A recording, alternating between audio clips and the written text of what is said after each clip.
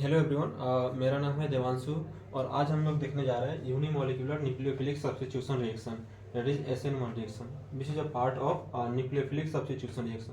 सबसे पहले देखेंगे कि न्यूक्लियोफिलिक सब्स्टिट्यूशन रिएक्शन होता क्या है। ये एक ऐसा रिएक्शन है जिसमें एक electron rich species, that is nothing but nucleophile, वो अटैक करता है एक ऑर्गेनिक मॉलिक्यूल पर और उसमें से एक लिविंग ग्रुप निकलता है, या फिर लिविंग ग्रुप पहले निकल जाता है और उसके निकलने के बाद जो कार्बोकेटायन बनता है उस पर न्यूक्लियोफाइल अटैक करता है और एक बॉन्ड फॉर्मेशन होता है, जिसको हम ऐसे भी रिप्रेजेंट कर सकते हैं जैसे RX या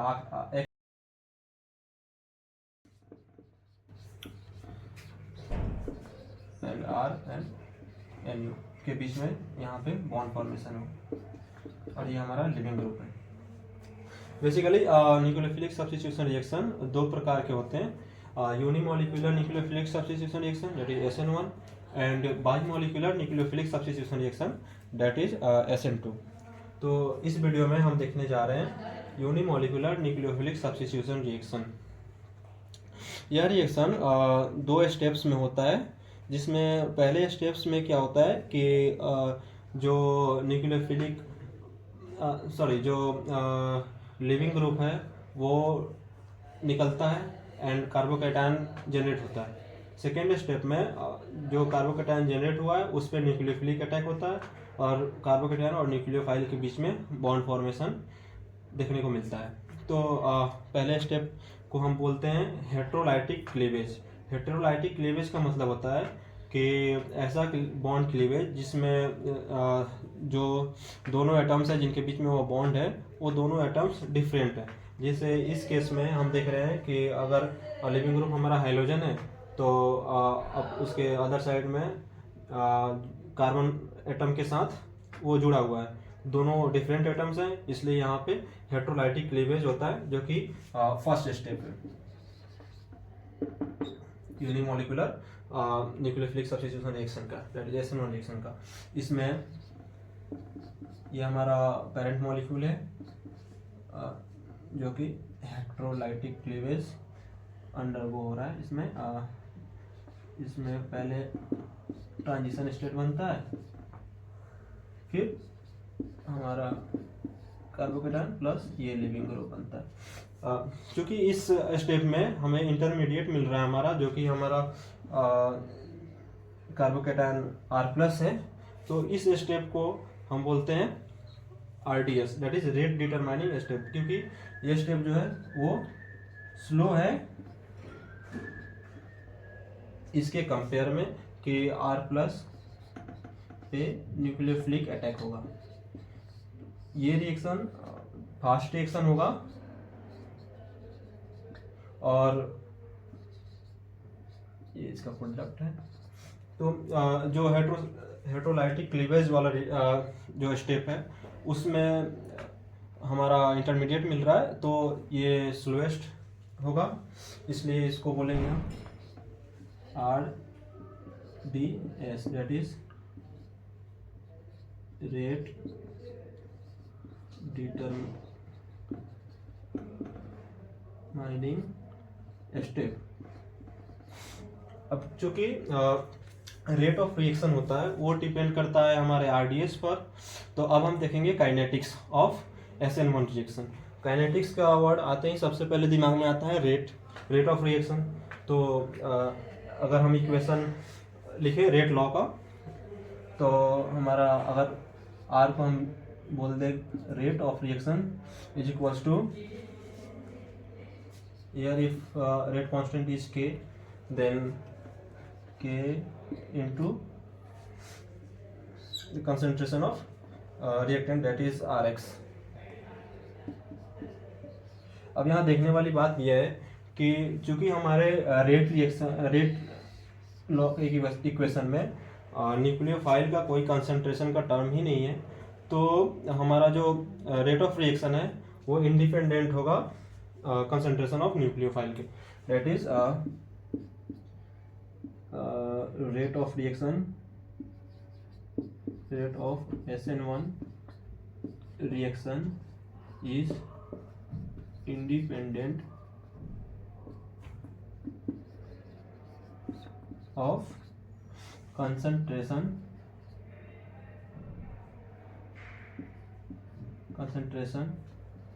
of nucleophile। अब हम डिस्कस करते हैं factors that can affect nucleophilic substitution reaction और the conditions which are required for this reaction to happen. तो सबसे पहले हम देखेंगे कि न्यूक्लियोफाइल कैसा होना चाहिए। इस रिएक्शन के लिए न्यूक्लियोफाइल जो होगा वो हमारा वीक न्यूक्लियोफाइल होना चाहिए। और वीक न्यूक्लियोफाइल जनरली जो न्यूट्रल न्यूक्लियोफाइल्स होते हैं वो वीक होते हैं, except ammonia and amines and PR3 etcetera. So the key point is weak nucleophiles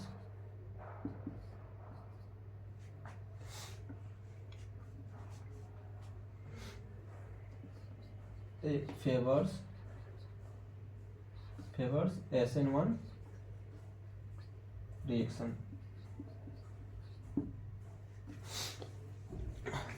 and weak nucleophiles कौन होते हैं? जैसे कि मैंने बताया, जो न्यूट्रल जनरली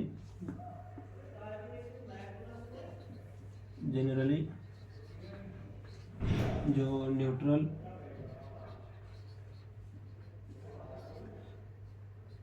न्यूक्लियोफाइल्स होते हैं वही होते हैं। और न्यूट्रल न्यूक्लियोफाइल्स H2O,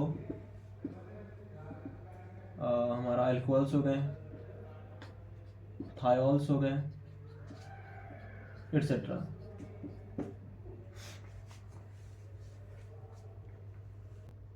तो हमने लास्ट स्लाइड में देखा था कि कौन कौन से फैक्टर हैं, देख रहे थे कि कौन कौन से फैक्टर्स हैं जो अफेक्ट करते हैं, डिक्टेट करते हैं कि कोई भी रिएक्शन यूनिमोलिक SN1 रिएक्शन हो पाएगा या नहीं। तो पहला हमने देख लिया था। दूसरा देख रहे हैं leaving group. The reactivity of leaving group will dictate the SN1 reaction. So reactivity जो होगा वो डायरेक्टली प्रोपोर्शनल होगा leaving ability of the leaving groups. That is reactivity directly proportional to leaving ability of leaving groups.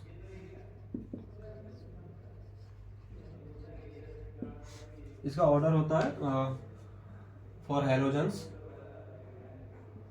RI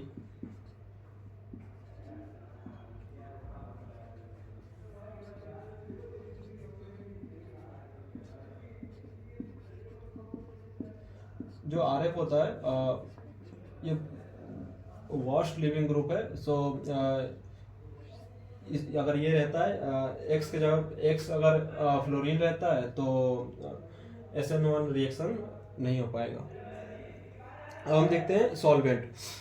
so polar protic solvent, अबे यार नहीं हो पा रहा है। Next parameter is the reactivity of carbocation. Carbocation जितना stable होगा उतना रिएक्टिविटी SN1 रिएक्शन की ज़्यादा होगी। तो फर्स्ट है, जैसे रिएक्टिविटी वाला में हमने GOC में पढ़ा है एरोमेटिक।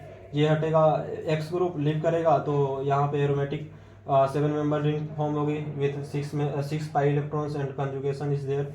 सेम यहाँ पे एरोमेटिक रिंग बनेगा and then lone pair, then CPM दैट इज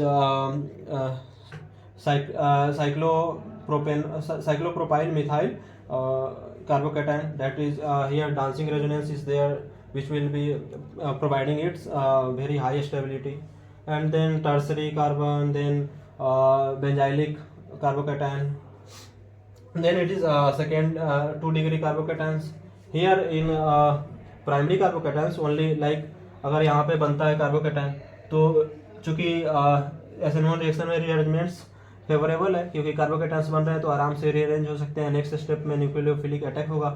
तो यहाँ पे 1 डिग्री कार्बोकेटायंस के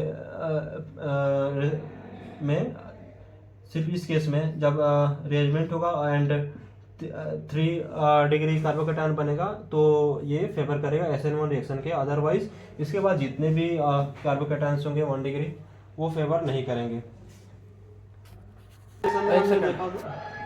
काइनेटिक्स में हमने रेट इक्वेशन देख लिया था। चूँकि यहाँ पे इसका पावर 1 है एंड न्यूक्लियोफाइल का कंसंट्रेशन डिक्टेट नहीं करता है ऑर्डर ऑफ रिएक्शन को, इसमें रेट ऑफ रिएक्शन को, तो इसका ऑर्डर हो जाएगा 1। साथ ही हमने theoretical aspect of SN1 reaction complete कर लिया है। So thanks.